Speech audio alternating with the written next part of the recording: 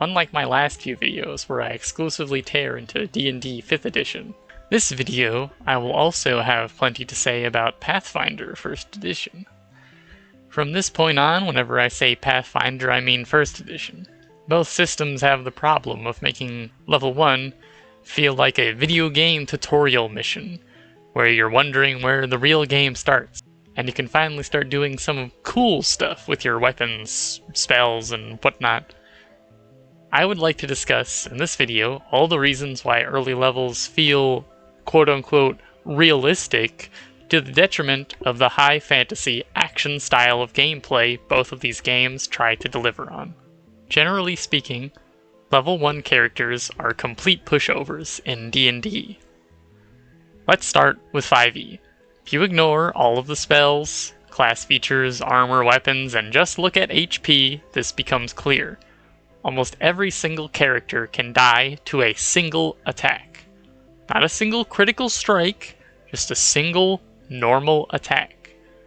Your average character is going to have +2 con, so that means that your frailest wizards are probably going to have 7 HP at the lowest, and your beefiest dwarf barbarians are going to have 16 HP. A single greatsword from your average martial creature, fighter type character, does an average of 10 damage. This is enough to already knock out your clerics, druids, rogues, and other D8 and below hit die classes. A high roll on a single greatsword attack does 15 damage. This is enough to knock out all but the most durable level 1 barbarians, who got variant human as their tough feat or picked gold dwarf. Spells are also completely obnoxious, with things like inflict wounds doing an average of 16 damage, one-shotting even a raging barbarian, and magic missiles requiring no roll whatsoever, very consistently doing an average of 10 damage, pretty much automatically deleting any caster. Even less powerful weapons, like bows, longswords, and sticks, have enough damage to do similar kinds of one-hit kill potential on low-level D8 or D6 hit die classes. Don't fret though, most DMs would never put a bandit with a two-handed weapon against level 1 characters. That's far too dangerous. They'd choose something more tame to include in their encounters, like one of the CR 1/4 animals. Wolves, on average, do 7 damage. Hope your wizard has +2 con. The wolf's max hit is a 10. Oof, for your D8 and D6 classes yet again. Oh, but wait, what's this? A poisonous snake! Its damage is pretty low, so if you just pass your save against the poison, you'll live, right? Well, the bite itself does 6 damage, high rolling at 8, and its poison, on average, does 10 damage, high rolling at 18, with 5 damage or 9 damage respectively on a passed save. This means that even if you pass your save, there is still a very high chance that your character will get dropped in a single attack. If you fail your save, lights out. The snake even has the ability to instantly kill characters in a single attack from full HP. It does so much damage. Not knock unconscious, kill. Pathfinder has plenty of ways for you to optimize for offense, but not many for defense. HP numbers are roughly the same, but there are a handful of common ways you can boost your HP, like favored class bonus and the toughness feat. There are many more ways, however, for you to boost your damage. Unlike 5th edition, even with standard stat arrays, you can get up to a 20 in an ability score at level 1. Some races, like Orc, even allow you to get 22 in strength. More realistically though, you're probably going to have a 18 in your primary stat. Because you get 1.5 times strength on two-handed weapon attacks, greatsword's average damage jumps from 10 to 12. The most common martial feat in the game, Power Attack, functions much like Great Weapon Master in 5th edition, but instead of having -5 + 10, it slowly scales up over the course of the game. At level 1 with a greatsword, it adds +3 damage, bumping the average from 12 to 15. Pathfinder also thought it would be funny if they gave Barbarian +4 strength and con at level 1, so if you pick Barbarian, that average damage jumps up to 18. Unlike 5e, a lot of this number is a flat value as well. 2d6 plus 9 or 2d6 plus 11 have minimums of 11 and 13, easily one-hit killing almost anything in the entire game, even opposing barbarians. There's even a really silly combination of race features, sorcerer bloodlines, yes, plural, feats and traits you can take to let you perform obnoxious feats like dealing 4d8 plus 8 damage with Burning Hands at level 1, averaging 18 fire damage in an AoE. Pathfinder, just like 5e, has a joke of a CR system. Somehow a chimpanzee with 2 attacks that do a whopping d4 damage stands side by side with the ghoul that has 3 attacks that all force you to save or be paralyzed, with each doing d6 plus 1 damage. All of this to say, when you get even slightly unlikely in the early game, you drop instantly. 1 bite, 1 arrow, and you can outright die from full HP. When the game is about using your cool magic swords to cut up monsters, being a complete pushover that can die to the most basic action in the entire game, standard attack, erodes at that fantasy. Critical strikes throw in a wrench where at any moment you can randomly end the character you spent hours pouring into, imagining all the cool abilities you would get by level 20. A small boost to starting HP would go a long way to make level 1 characters feel much better, but it wouldn't fix everything. Next, I'd like to talk about the inability to feel like you're playing something special, something unique to your character and archetype. Again, first I'll discuss 5e. One problem with 5e is that before subclasses are gained, there is basically nothing significant setting your character apart from the thousands that have made orc barbarians and elf wizards in the past. Every character doesn't need to be the first of its kind, mind you, but going from character to character, playing 5e multiple times, you have very few choices to prevent the homogenization of your character. Races are mostly stats, with a handful of interesting features like trance, and incredibly powerful defining race features like Halfling's Luck. The one true customizable race is the Variant Human, giving you access to a feat at level 1. I'd argue the Variant Human is one of the few exceptions to this lack of customization. Can you believe that feats were advertised as an optional rule? In general, most characters that have spellcasting will gravitate towards the same kinds of spells. Mage Armor, Healing Word, Guidance, Firebolt, Eldritch Blast, Hunter's Mark, Magic Missile, the list goes on. Have you ever seen a character where any of these spells does not appear on their respective class? This is why I don't think that spellcasting creates much variety either. Don't get me wrong, spellcasters still get some choices at level 1 and 2. Some of them even cheat, like Druid, Wizard, and Cleric, and get their subclasses early. When you make a Fighter, Rogue, or Barbarian, however, your levels are set in stone. Despite being able to choose a subclass early, I'd argue that these classes still fail to deliver. For example, I want you to watch some of this gameplay and tell me what wizard subclass my buddy is playing with his level 3/4 character. Go on. I'll wait.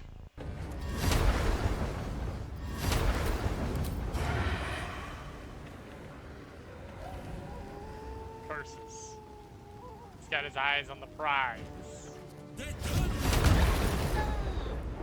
Absolutely destroyed. What happened, but it doesn't make me any less upset about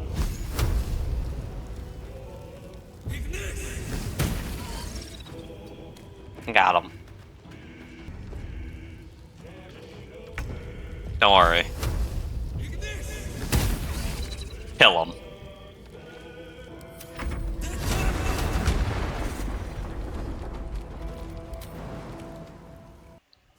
If if you are paying attention closely, there are signs. The correct answer is Necromancer, because of his healing when he defeats a creature. Now let me ask you this. When you imagine a Necromancer, what do you imagine? Probably some ancient and well-studied caster that eventually decides to join his creations in undeath, like a lich. To suppose you start off as a lich at level 1 is obviously preposterous, but skeletons are the most bare-bones, low-level garbage enemy that gets thrown around at level 1 characters all the time. What's stopping you from having one as part of your class immediately? It isn't even until level 5 where you finally get to make your first skeleton, and that's if you choose the spell. It doesn't come with the class. Not until level 6 for reasons. On to Pathfinder. I think 5e does this make you feel like a necromancer type thing poorly, but at the very least, you can expect most characters to function at a baseline. You really have to try to mess up a 5e character. Pathfinder characters, on the other hand, require far more game knowledge to build properly. Consider this for a moment. When you use light weapons in Pathfinder, you cannot use your dexterity for attack unless you take the weapon finesse feat.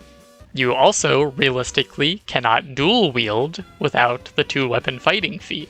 Technically, the game lets you without the feat, but with a hefty -4 on your first attack and -8 on your offhand attack, it might as well be a non-option. You get a feat every odd level, meaning that if you wanted to do something incredibly basic, like dual wield daggers, you cannot even do it without picking fighter, getting a bonus feat from human, or waiting until level 3. The real kicker? You don't even add dex to damage by default with light weapons. Dex to damage requires you either use third-party content, you get magic items way outside the price range of even a level 5 character, or very specific class features, such as a level 2 ninja talent. Hold on, wait a minute. That one might also be a third-party source. Here, let me check real quick. Oh, it is. Because of course it is. Here's another example. Ranged weapons, like light weapons, don't add your dex to damage. In fact, most weapons don't add anything to damage. Crossbows, guns, and bows all add none of your stats to damage by default. You have to get a specific magical enchantment or purchase a slightly more expensive composite longbow or short bow to add your strength to damage with short bows and long bows. It again requires a very specific class feature to get dex to damage, like the level 5 gunslinger's gun training. Despite this, ranged weapons are still pretty busted, but not early on. Consider a common scenario. Your buddy just walked up to a bandit chief and started to throw down with him. You decide to shoot that bandit chief with your bow. You get a -4 penalty to attack. Wait, what? Why?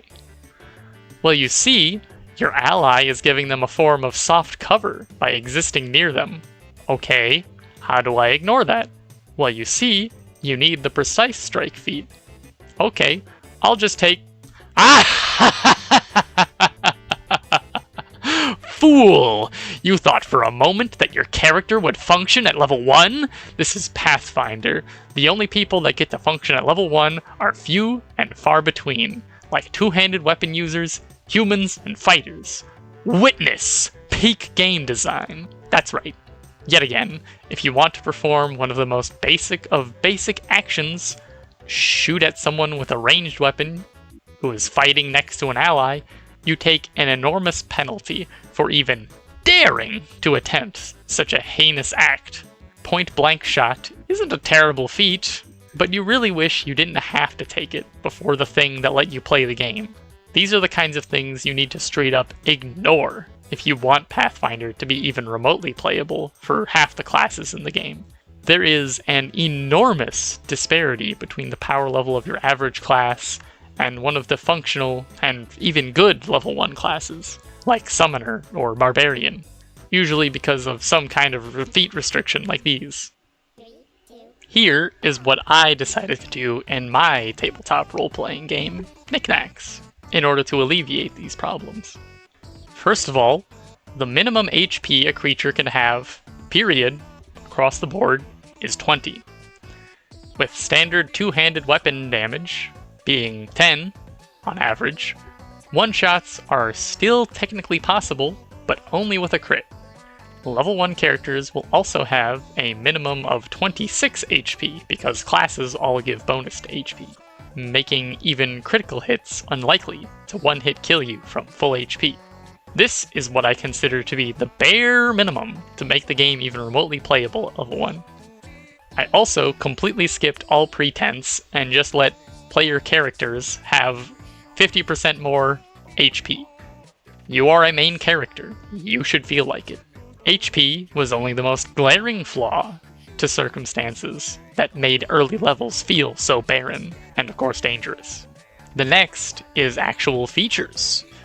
In order to make you feel like you're actually playing a necromancer, a shapeshifter, or a beast tamer, you get quote-unquote the thing that makes you unique immediately.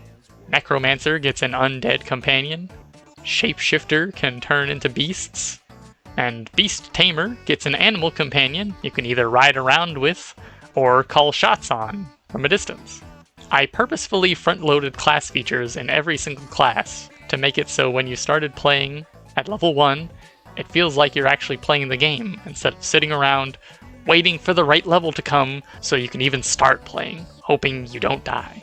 My experience with early game Pathfinder has traumatized me, making me realize just how bad you can mess up the baseline features of the game, such as making a ranged attack or fighting with two weapons. As such, I did my best to make all of the basic components of the game as accessible as possible. There are no equipment proficiencies at all, giving all classes access to all equipment, with only a handful of strength requirements for heavy protection. The primary resource you have to deal with isn't spell slots, or ki, or maneuver charges, or anything like that. Every class uses the same resource and it naturally restores over time. This makes it so I can simplify how worn down your character is over the course of the adventuring day down to how much HP are you missing. Your character will always be able to keep fighting with a bit of downtime between battles, but only ever at a maximum of 50% of their max HP in the most common cases, with a quirk of a universal health potion I integrated into the world. Every class also gets what I call technique points at level 1. These points can be used to buy in to the quote-unquote spell lists of knickknacks. Quotes because martials get their own lists, like barbarism and unarmed, etc. Each class gets a few select trees to choose from, giving every character the same time to choose my spells type experience, typical of a caster in D&D style games. Between the front-loaded class features, the technique choices, races that do unique things outside of stats, as well as a feat, all at level 1, you have a functional and often unique character right out of the gates. Having playtested myself, it is a very strange experience coming from D&D. You don't actually feel like a starting adventure afraid of anything that you can get crit by, and you can plunge headfirst into danger. Each character plays drastically different, even among martials. In other games, 90% of level 1 character turns are just walk up and swing weapon. This is still the case in Knickknacks, but with all of the special attacks getting thrown around. Each attack has its own little flair to it, like charging up for one big hit, lunging for a bit of extra range, or going in for a finishing blow, hoping to defeat a low HP enemy. If you've ever played Battlemaster Fighter in 5e, it's a bit like that, but every class gets their own selection of maneuvers. Here are some concluding thoughts. The early levels, where you are a light breeze away from instant death, heavily limits the design space for what a DM can deliver from the start of the game.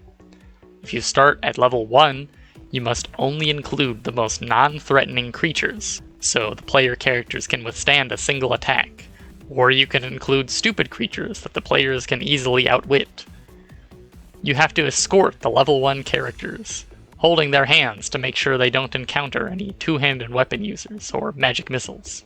DMs will learn to quickly move on after a single session to level 2, and then by session/level 3, you can finally start playing your characters. Maybe. If levels 1 and 2 are a race to the finish, so everybody can start making the fun choices during character creation, why even have them? Why not just skip the pretense and start at a level where your characters have a reasonable amount of durability to do what the game expects you to do in killing monsters? Why not let the players make meaningful choices when they choose a class, rather than getting handed the same carbon copy fighter every time? It's to give everybody a session where they get their bearings, get into character, and familiarize themselves with their abilities, I hear you say. You do not need to purposefully make characters weak to the point where the only difference between them and a commoner is +1 AC, a bonus action heal, and some proficiencies to accomplish this. Hell, characters don't even get to use proficiencies half the time because heavy armor is so expensive. If you really wanted to give new players a tutorial run, you would find some kind of excuse in-universe, like a friendly match between fellow guild members, or some kind of graduation final exam to become a true wizard. If that was the true purpose of making early levels so barren, then Paizo and Wizards of the Coast both failed, because instead of explicitly stating Session 1 is a tutorial for noobs, they did what other poorly made games did, and they don't let you skip the tutorial. Or at least they hide skipping it behind settings or glitches. In this case, it just seems weird to start off at anything other than level 1. There's a certain level of cognitive dissonance, like, of course you start at level 1, why wouldn't you? Well, you see, if the system calls for it, then it should be done. Take old school RuneScape, for example. When you start the game, you start off at level 3. But why? The way level is calculated in the game is based off of your combat stats, and you start with 10 HP instead of 1. This is to prevent you from walking up to giant rats in the tutorial and instantly dropping to a single stray hit. Noticing a pattern? The pace of RuneScape is such that you should be able to kill multiple monsters of a similar level without dying, and so it gives you bonus stats, gear, and healing items to create that dynamic. You can also look around at all of the basic man and goblin NPCs and start dunking on them with your bronze sword. Fight too many and you will get worn down.